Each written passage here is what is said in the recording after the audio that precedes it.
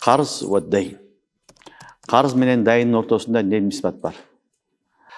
Китептерде көп окуйсуңар дайын деп. Дайын дегенде эле кыргызча карыз. Бизде эми дайынды деле карызды деле карыз деп айтабыз, башка сөз жок бизде. Бирок фукахалардын тилинде ал эмне айырмасы бар. Дайын башка нерсе, карыз башка нерсе. Карыз деле дайындын бир түрү. Бирок дайын деген түшүнүк чоңураак болот. Карызга караганда анын несе өкүмү чоңураак. Карызды мисалы түшүндүңөр, мага акча берип тур дедиңер. Мага акча берип тур деп бирөө сурады, 1000 сом бердиң. Ал 1000 сомду коротуп сага кийин акча берип кайтарып. Карыз болду. Дайынчы, дайын ма яжибу фи зимма.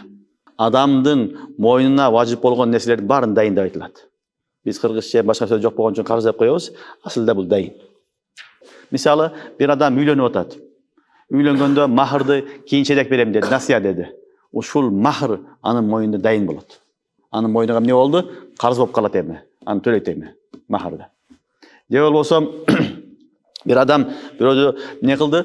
Өлтүрүп салды. Кокусунан уруп алды, дият важип болуп калды. Дият важип болду, бул дия дагы эмне болот? Маяжиби фи зимма. Анын мойнуна карыз болуп калат. Түшүнүңөрбү? Адамдын мойнунда карыз болгон нерсе ал дайын. Же мамиле кылдың, алды сатты кылгандан кийин акчаң жетпей калды. 1000 сом жетпей калды, 1000 сом беришиң керек болуп калды. Ошол алды сатты кылганда калган 1000 сом ошол дайын. Не болду? Дайын менен карыздын ортосунда айырма бар. Биз баарын карыз деген менен бул фукахалардын тилинде дайын башка, карыз башка, экөөнүн ортосундагы нисбат умум, хусус, мутлак. Дайын деген бүт жалпы баарын камтыйт, карызды да камтып алат. Ал эми карыз деген ал карыз, ал хас.